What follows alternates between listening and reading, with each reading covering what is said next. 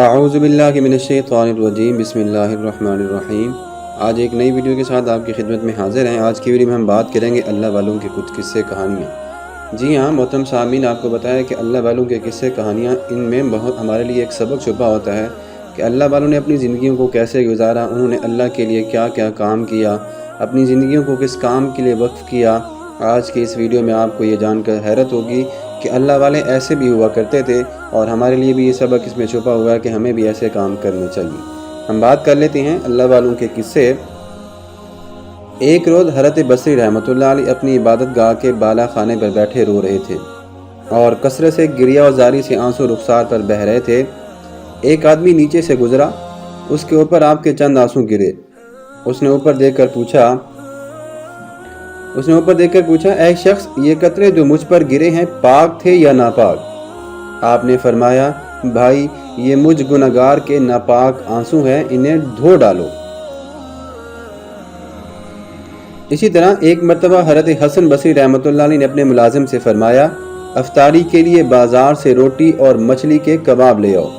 ملازم نے حکم کی تعمیل کی۔ جب افطاری کا وقت آیا تو آپ نے ملازم سے فرمایا یہ کباب اور مزے کا کھانا، مجھ جیسے فقیر سے اس کا کیا تعلق؟ ملازم نے عرض کیا حضور، آپ ہی نے تو یہ کھانا کھانے کے لیے مجھے اجازت دی تھی کہ آپ کھانا لے کر آئیں۔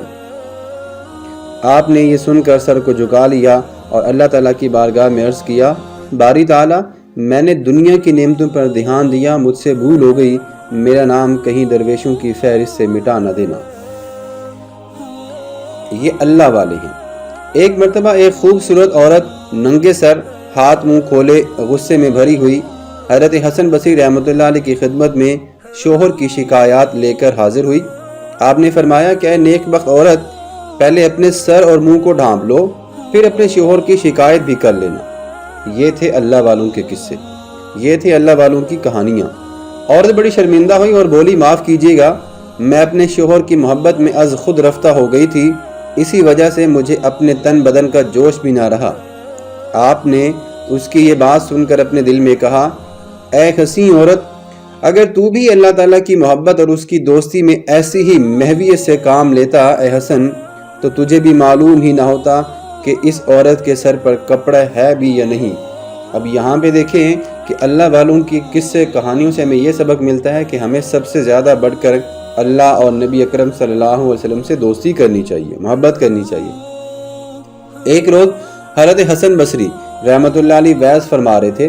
اتفاقاً حجاج بن یوسف شمشیر برہنہ لیے چند سپاہیوں کے ساتھ ادھر آ نکلا۔ ایک شخص جو کہ آپ کی مجلس میں موجود تھا اپنے دل میں کہنے لگا کہ آج حسن بصری کا امتحان لینا چاہیے، یعنی یہ دیکھنا چاہیے کہ حضرت حسن بصری رحمۃ اللہ علیہ حجاج جیسے ظالم و سفاک حاکم کے ساتھ بھی وعظ میں مشغول رہتے ہیں، یا اس کی تعظیم کے لیے وعظ سے اٹھ کر کھڑے ہو جاتی ہیں یا چلے جاتی ہیں۔ اسی اسنا میں حجاج بن یوسف ان کے قریب آیا اور چاہا کہ آپ کی جانب متوجہ ہوں اور اس کی تعظیم کے لیے آپ کھڑے ہوتے، لیکن آپ نے حجاج کی طرف آنکھ اٹھا کر بھی نہ دیکھا اور اسی طرح وعظ و تقریر فرماتے رہے۔ جس شخص نے آپ کا امتحان لینے کے بارے میں سوچا تھا، تب اس شخص نے اپنے دل میں یہ کہا کہ حسن بصری واقعی حسن بصری رحمۃ اللہ علیہ ہیں۔ جب آپ واعظ کہہ چکے، اپنی تقریر ختم کر چکے، تو حجاج بن یوسف آپ کے پاس آیا اور سلام دعا کر کے لوگوں سے کہنے لگا اے لوگو، اگر تم چاہو کہ کسی مرد کو دیکھو تو حسن رحمۃ اللہ علیہ کو دیکھ لو۔ یہ ہیں اللہ والوں کے قصے کہانیاں۔ ہم امید کرتے ہیں کہ آپ کو ہماری یہ ویڈیو ضرور پسند آئے گی۔